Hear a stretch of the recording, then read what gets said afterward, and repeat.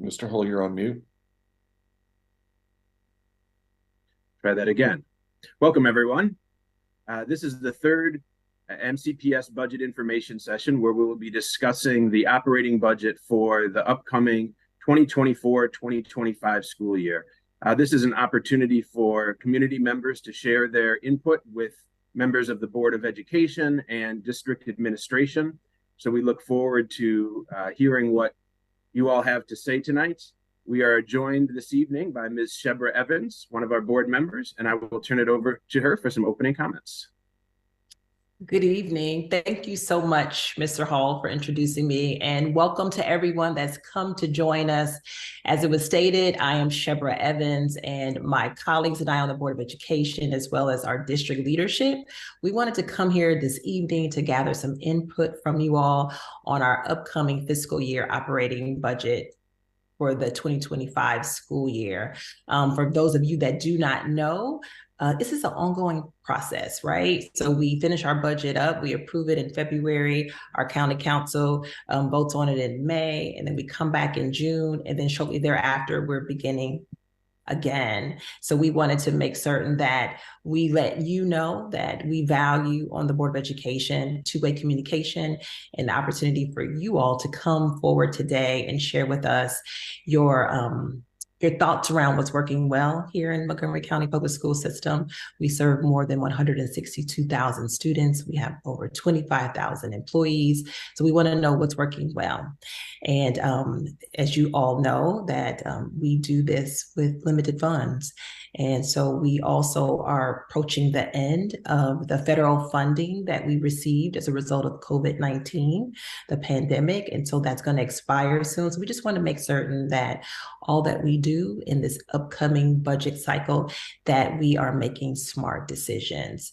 And so we want to hear from you. Let us know what you think we need to eliminate, or something that we need to consider just taking down a notch. And so next month, you will hear from our superintendent, Dr. Monifa McKnight. She will bring forward her proposed operating budget. And then my colleagues and I in February of 2024 will come back and adopt that budget. But before we do that, we thought it was very important that we get community input. So I'm so excited that you can join us tonight on a Thursday. This is the new Friday, so I'm glad that you're here to share with us, and we are looking forward to the conversation. So with that, I will turn it back over to Mr. Hall. Thank you so much. Great. Thank you, Ms. Evans, and thank you for joining us tonight. So my name is Brian Hall. I'm the Chief Operating Officer for Montgomery County Public Schools, and this evening I also have the distinct honor of representing our superintendent, Dr. Monifa McKnight. So I'm going to turn it over to the team here in a minute, but if we could pull up the slide deck, I'll go through a few introductory slides. So we're going to go through a few slides once they're able to pull that up here, and then we're going to break into some small groups, and we really want to hear from all of you as far as, what are your top priorities as we look at the budget for next school year. As Ms. Evans said, seems like we're just getting this school year started and we're already talking about the budget for next school year, but that is the way we do it. So this is an important and exciting time of year, because as we set forth our budget for next school year, we really want to make sure that we are investing in the initiatives and the programs that we believe and that our community believes is going to really move the needle in a positive direction for the children of Montgomery County. So if we could go to the next slide, please.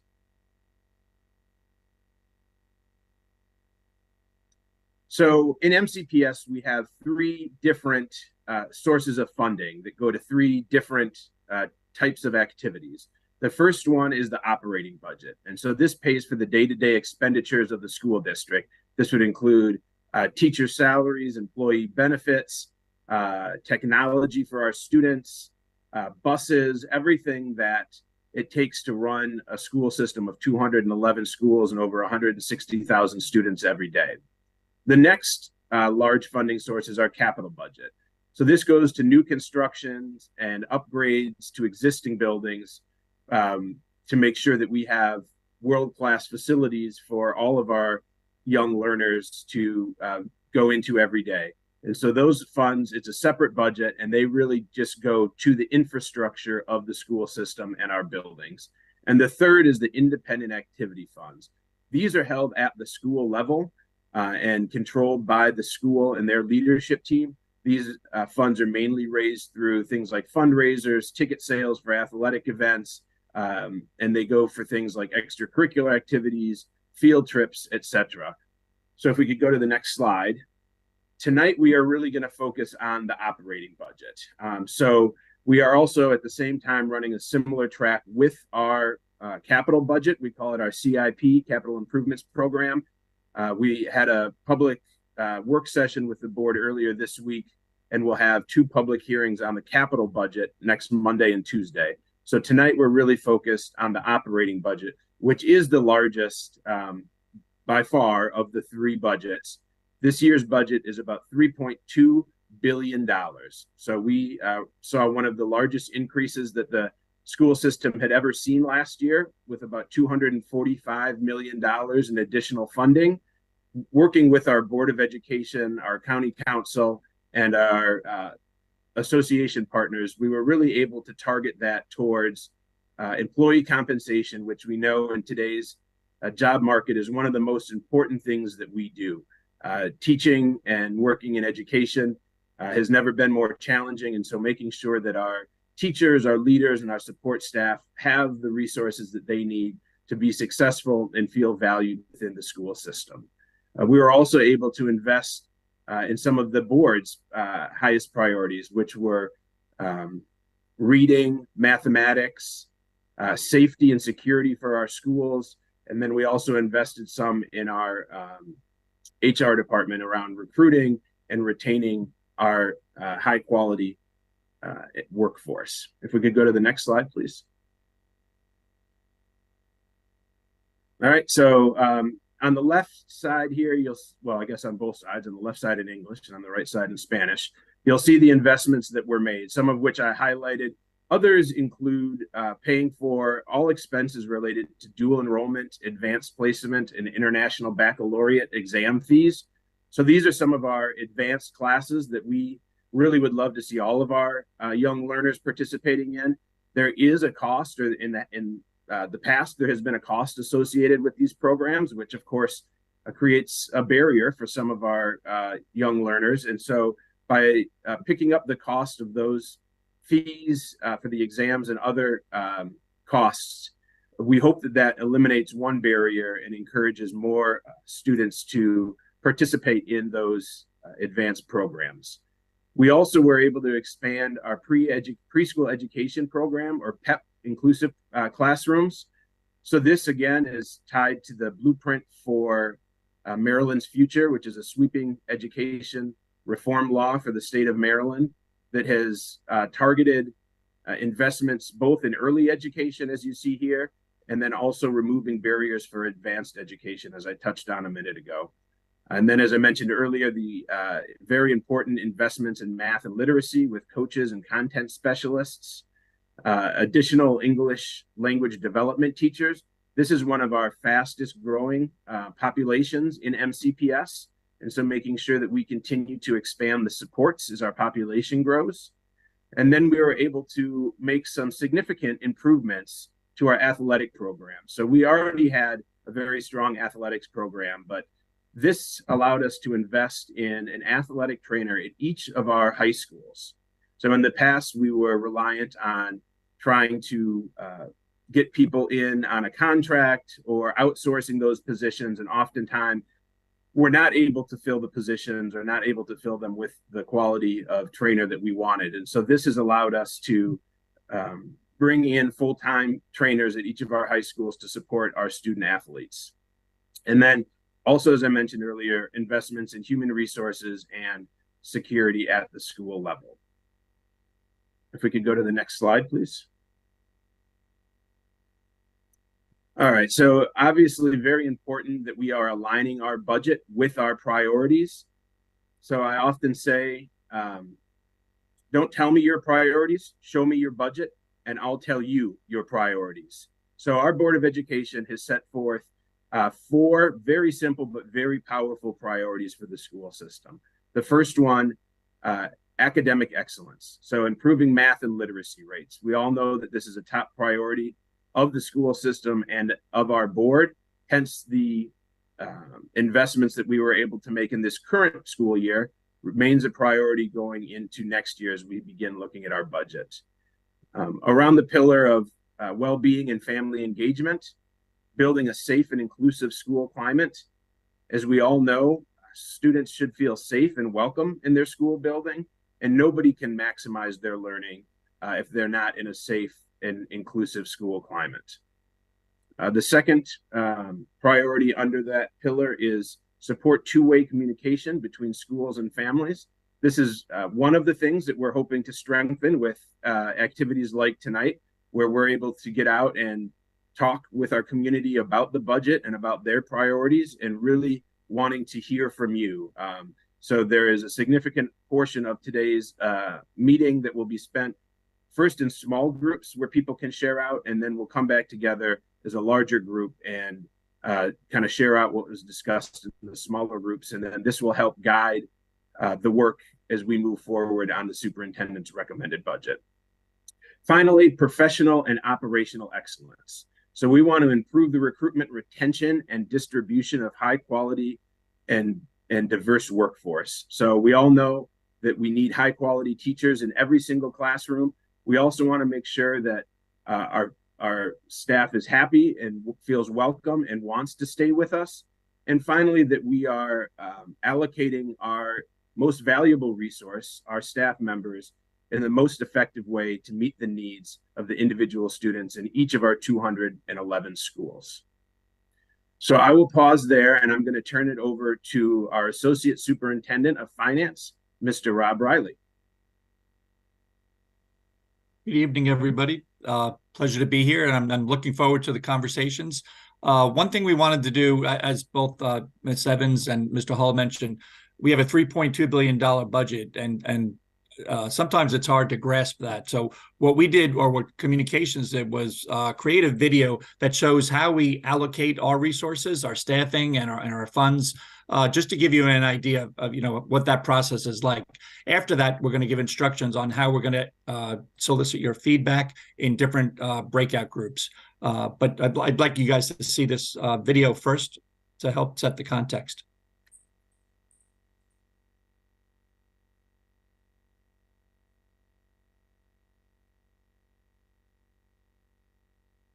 More than 162,000 students to its schools. And we work hard to provide the instruction, services, and opportunities our children need to be successful. We do this through our operating budget, which pays for the staff, resources, and materials our schools need. It is important that our community understands how the MCPS operating budget is funded, how the money is spent, and what that looks like in your child's school. About 63% of the MCPS budget comes from Montgomery County, while almost 30% comes from the state of Maryland. Nearly 4% is provided by the federal government. The remaining 3% comes from our enterprise, special revenue, and fund balances. When enrollment grows, MCPS receives additional funds. But those additional dollars do not cover the full cost of providing an education to a larger number of students. So how is the money spent? The vast majority of the MCPS budget goes exactly where you would expect, into the classroom. For every dollar in our budget, more than 80 cents is spent on instruction, including teachers, staff, instructional materials, Chromebooks, and program supplies. About 14 cents of every dollar goes to other services for schools like bus transportation for more than 100,000 students a day, and employees who keep our buildings clean, safe, and well-equipped. Less than 3 cents of every dollar is spent on system-wide support, or what some people call central services. The remaining 3% supports our enterprise funds, like our food service fund. Percentage-wise, MCPS has one of the smallest central services allocations in the state of Maryland. But this small, hardworking team does crucial work, including hiring, teacher and staff training, and providing direct support and oversight to our 211 schools. It's important to understand that education is a people business. That's why more than 90% of the MCPS budget is spent on salaries and benefits for the outstanding educators, support professionals, and administrators who serve our students. So what does this look like in our schools? MCPS provides staff and resources to schools using formulas that are based on the school's enrollment and the needs of its students. As you would expect, larger schools will get more staff. For instance, in elementary school, we have a class size guidelines of 24 to 28 students per class, depending on the grade level. Let's say a school has 96 third grade students. That school would receive 4 fourth grade teachers. But if third grade enrollment grows to 120 students, 4 teachers just won't be enough. So that school will be given a 5th teacher to keep class sizes at 24 to 28 students. In this case, the class size would be 24. But our budget formulas also take into account the needs of students. For instance, class sizes in kindergarten through grade 5 are lower in elementary schools that serve a greater number of students living in poverty. And schools that have more emergent multilingual learners get more staff to make that happen. To see how this works, let's take a look at 2 elementary schools that both have about 600 students. School A has a relatively low percentage of students receiving free and reduced price meals, or FARMs, which is an indicator of poverty. The school also has relatively few students who receive English language development, or ELD, services. School B has about the same number of students, but has a much higher percentage of students receiving FARMs and a much greater number of EML students. As you can see, School B receives about 20 more positions than School A. This includes additional classroom teachers who help keep class sizes lower, academic intervention teachers who provide focused support to students who are struggling, additional ELD teachers to help a larger number of students learn English and keep up with their academics, and additional educational assistants, also called paraprofessionals, who work directly in the classroom. It works similarly in middle and high schools too. Staff is provided to schools based on enrollment and need. This often means that schools with higher poverty have 15 to 20 more positions to lower class sizes in core classes and to support students with interventions needed to improve achievement. There are other ways that schools are provided staff and resources. For instance, special education staff is assigned based on the individualized needs of students. Also, a school may house a choice program and will receive additional staffing and resources. This is just an overview of a process that happens throughout the year and involves MCPS staff, parents, students, and community members. Visit the MCPS website to learn more about the operating budget and how you can get involved in ensuring our schools have the resources needed to serve all students.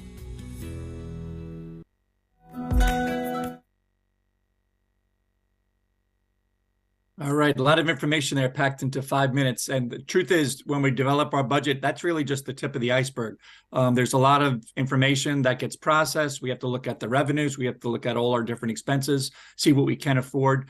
But as Ms. Evans and Mr. Hall said, what we really want to get from tonight is what you guys feel about, mainly about the programs and services that are offered within the schools. And that's where we're going to break out into different groups. So you're going to be posed with 3 different questions. We want to know from you guys, what you feel is working. What are the programs that you feel are we definitely can't lose? We got to keep them in that budget. And then what can be improved? Are there things that we're doing that we can maybe add staff or add different areas to improve that particular program or aspect? And then finally, what do you guys feel is not working? Because, with the $3.2 billion budget, everybody always says, oh, you can find room for this. But the truth is that it is a limited amount of resources for the number of schools and the number of staff we have.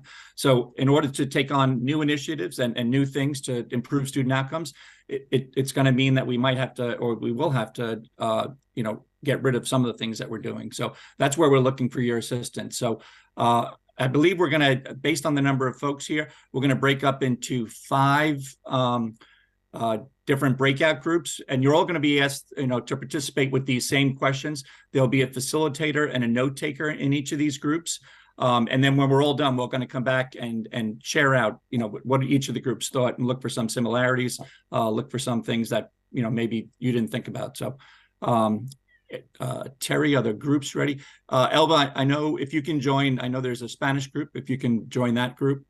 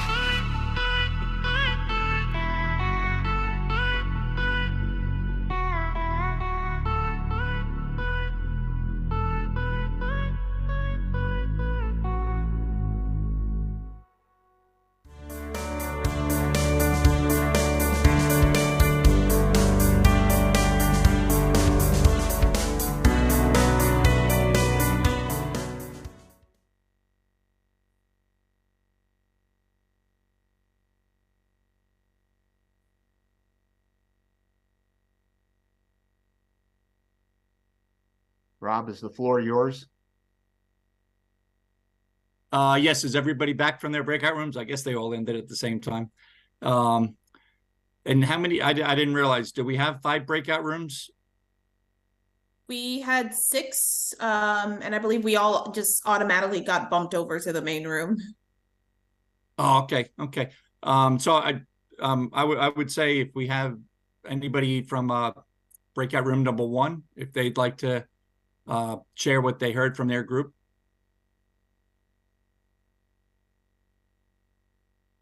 Good evening, everyone. I'm not sure if I was breakout room 1. Was that the Spanish one?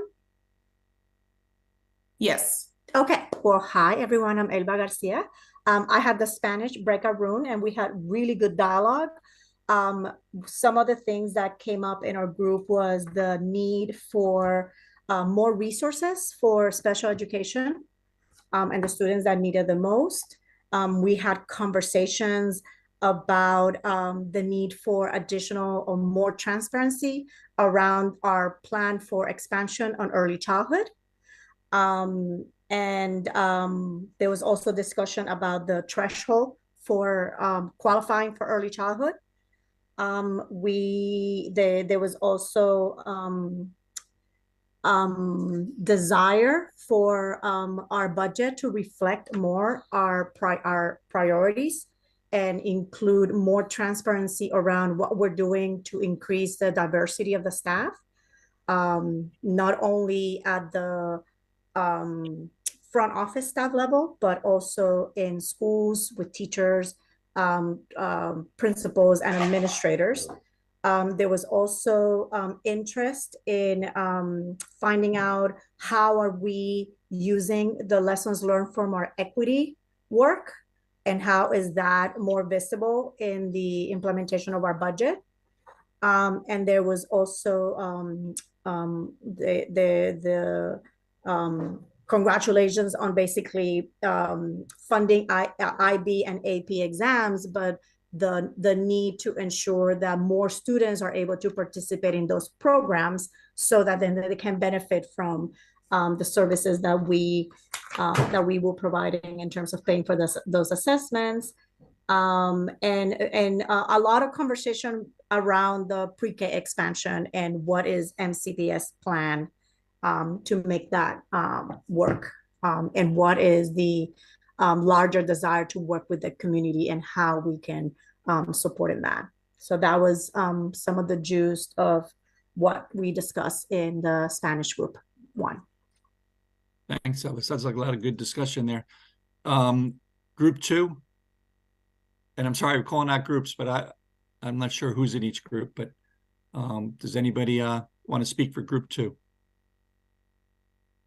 I believe I was in group 2. I'm not really sure. Carly, is that correct? Thank you so much.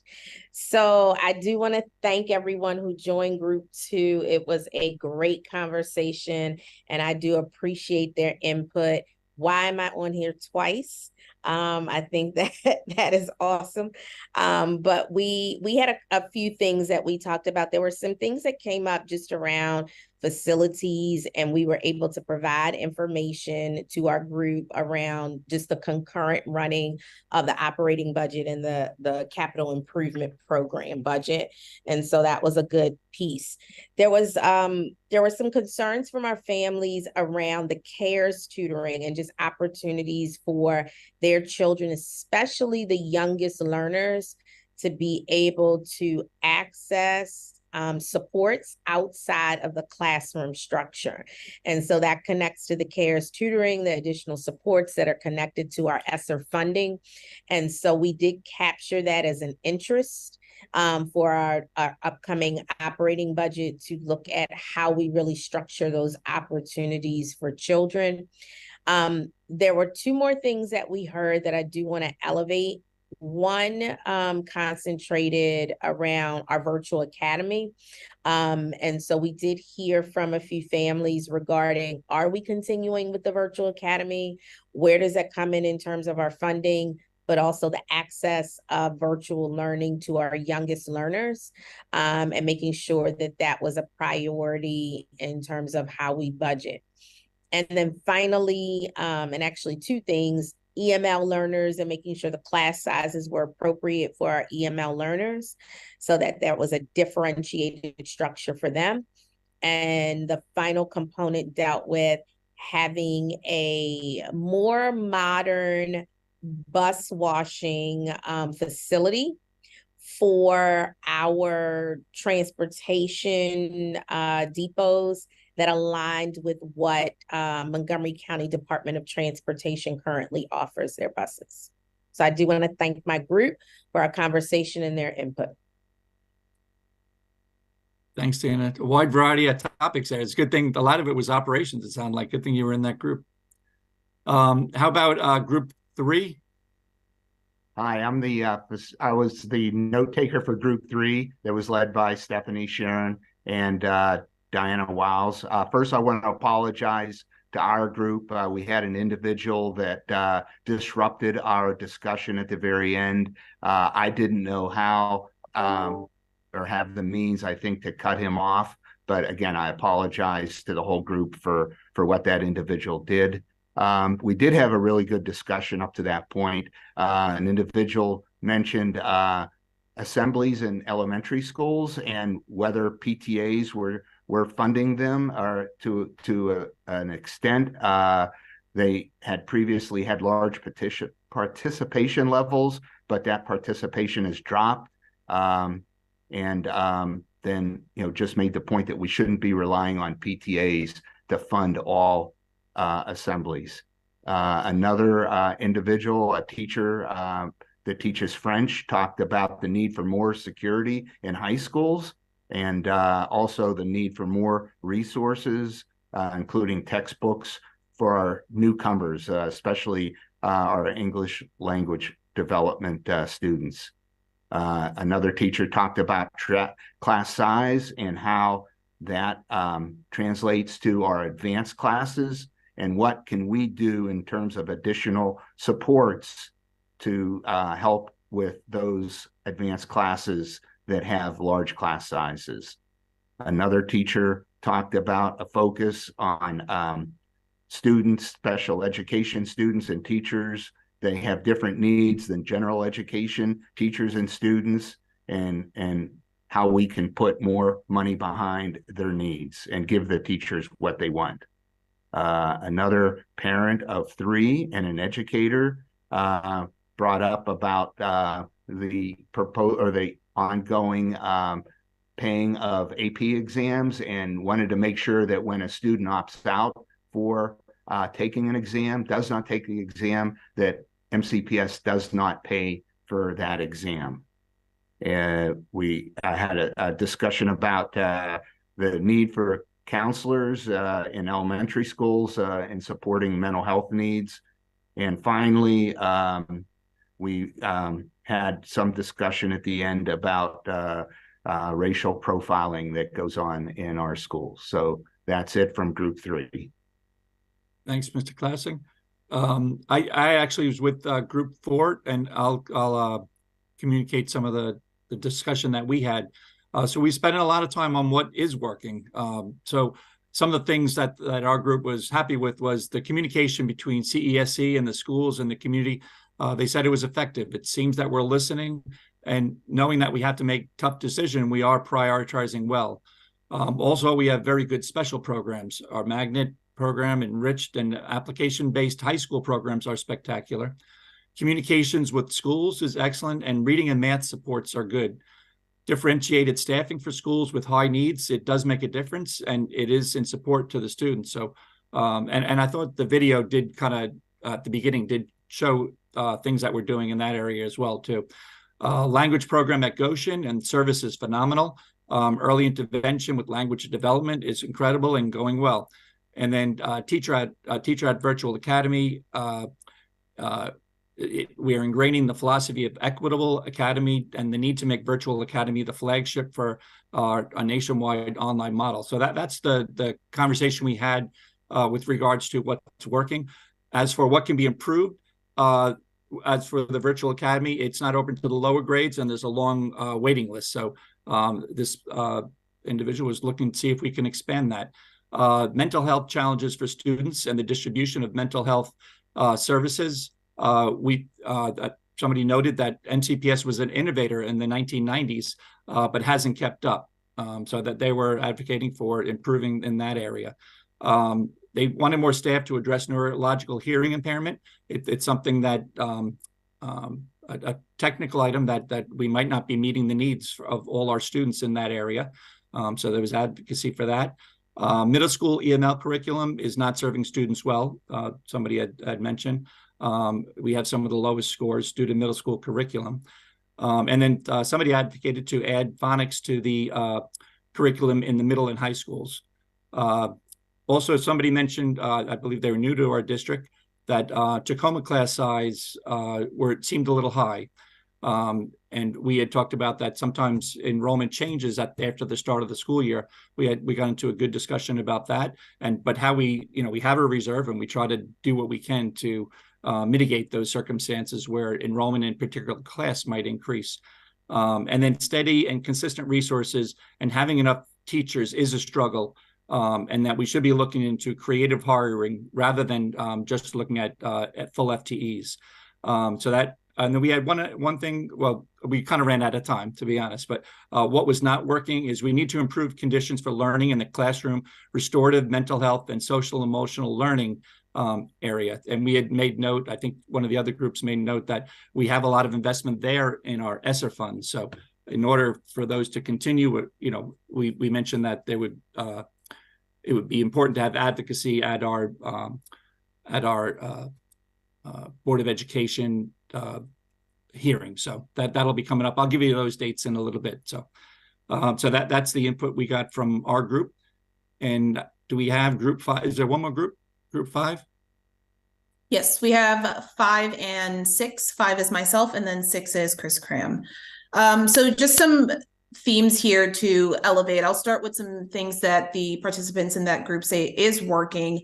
One of the items is that we are committed to paying staff more money because they believe great staff equals our children benefiting from that. And then an area of improvement in that area is paying special education teachers more.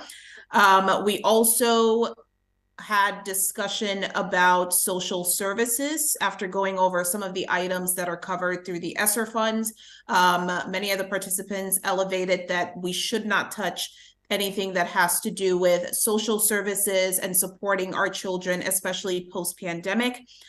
There was also some questions about, if we do run into a problem where we are having to cut something, could we consider something like getting funding from corporations? And they gave an example of, for example, let's say something happens with the Chromebooks, could we get a company to come in and make that donation if that is a possibility? We also had an interesting discussion about programs where it may be working at one level, but maybe not the other. So considering maybe keeping a program at the elementary school level, even if it's not working at the high school level. And one of the examples that was discussed was the Leader in Me program. Someone expressed that that program has been working when it comes to the younger students, but in high school, it's a different story. And they also mentioned that adding a second school counselor at one of our schools has been a very, very positive change for them. And they would not have the ability to support the to support the students rather, as much as they're able to right now if it wasn't for that second counselor. So the themes there definitely having to do with social and emotional support for our students. Thanks, Aisha. And last but not least, Chris. Yeah, thank you, everybody. Yeah, and I just wanted to start by saying we also had the Zoom bombing issue in our room, but I want to commend the participants who stayed with us and remained patient while we dealt with that. Again, apologies from Montgomery County Public Schools for having to have experienced that. We will do what we can to figure out and ensure that we can do something about that and not let it happen again in the future. But when we had serious conversation in our room, we talked about a great many things. There was one individual who was very concerned that there was a particular curriculum that they called iReady curriculum that was no longer in their school, that they praised it for being adaptive, that it provided tailored lessons that allowed a teacher to focused very intently on student need, especially in reading and math, and the desire was, if possible, to bring it back.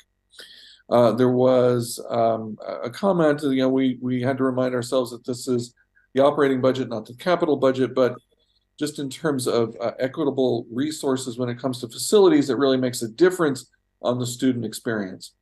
One other comment related to experience in the school was around family engagement. Wherever possible, increase opportunities for family engagement. This particular school had a large Hispanic population that they felt could be engaged more directly. They also had a sizable Amharic population, and there was a feeling that maybe the farms rate wasn't appropriately represented. That's free and reduced price meals. And of course, that would mean extra resources potentially for that school. There were comments, as always, about the school lunches, and in this case, they were appreciated. There were comments too about partnerships with the community, that schools need to have and maintain those. This particularly came from a leader in our Poolesville community who was advocating that as their new high school gets built, that its programs remain. Those are a real draw for the school. In fact, to increase those academic opportunities, because it's such an important part of that community, the Poolesville community.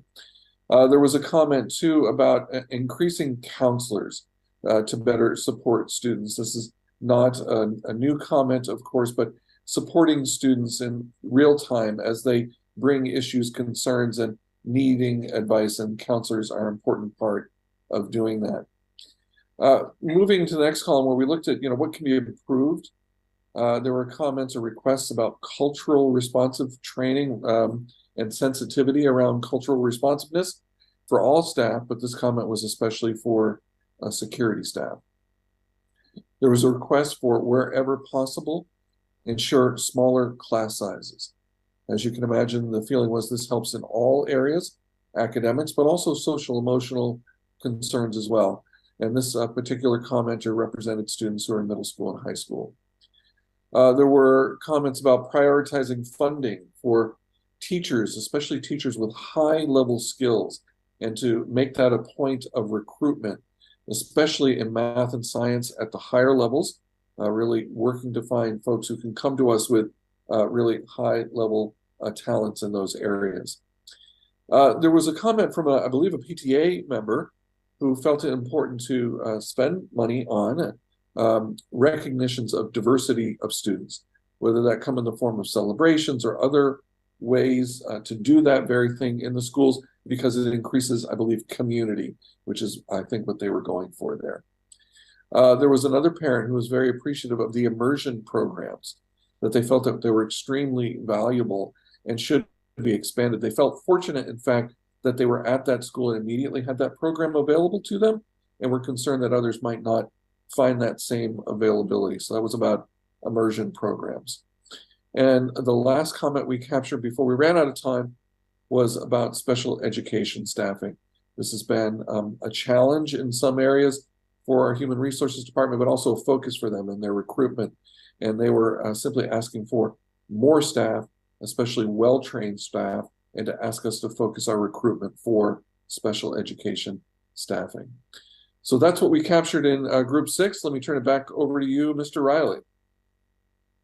Thanks, Chris. And you had mentioned ran out of time, and I guess I was wondering, it's a lot for, and I want to thank everybody that did kind of jump on here. But 6:30 to 8, we really probably could have, all the groups probably could have gone on and on. It was really great to hear all the input. I saw a lot of commonalities, but I saw a wide spectrum of interest as well as advocacy for different items. So just to give you an idea of where we are in the budget process, I think we have a slide we can kind of go through the timeline here, what the next steps are.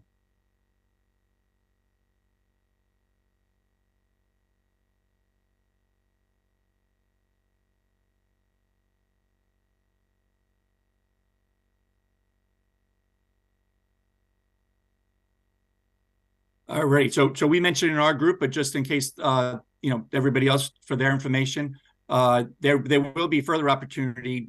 Well, first of all, the superintendent's going to present her budget in December. I believe it's December 14th, and the location is to be determined. But after that, there's going to be opportunities for the public to provide input to the Board of Education on January 18th and January 25th. On February 6th, that's when the BOE is going to adopt or tentatively adopt our FY25 operating budget. At that point, we were mentioning that we really don't know our total funding yet, right? On January 15th, we'll know what we're going to be getting from the state, but we don't know what our county, our budget input or revenues are going to be. So there'll be additional places for advocacy there as well. So in April and May, the county council is going to hold public hearings as well as work sessions on our budget and on their other county agencies. So that's another opportunity where MCPS stakeholders can, speak to what they feel, just like they were doing tonight, what they feel is important for our student outcomes. And then finally, I got it covered up by my things here, but county council is going to vote on their budget on May 23rd. And then that budget comes back to our Board of Education on June 11th to have the final approved FY25 budget. And then we'll start FY26 after that, but we're getting a little ahead of ourselves there. So next slide. So these are QR codes, for your information, but it's kind of like just going over the dates that I had just presented. So more opportunities at the Board of Education as well as at the County Council for public input. I did want to pass it back to Ms. Evans if you had any comments on what you heard in our group as well as the larger group.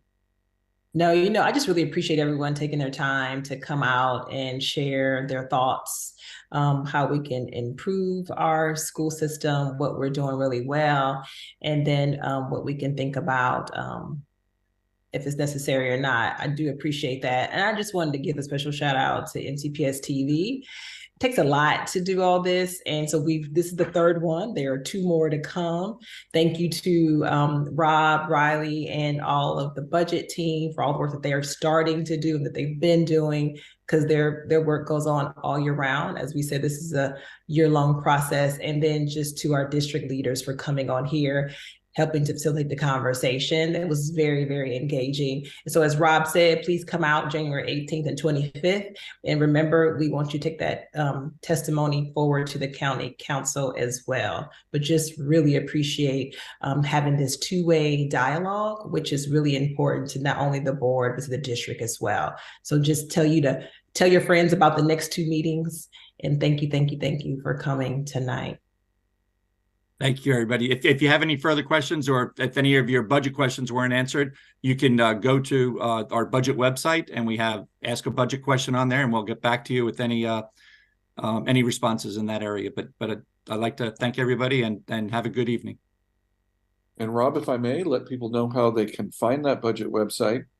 If you go to www.montgomeryschoolsmd.org and simply search, there are 2 ways. Right from the homepage, there's a link. But if you search operating budget, that page will come up first in your search, and that feedback form is right at the top of the page. Thank you, Chris.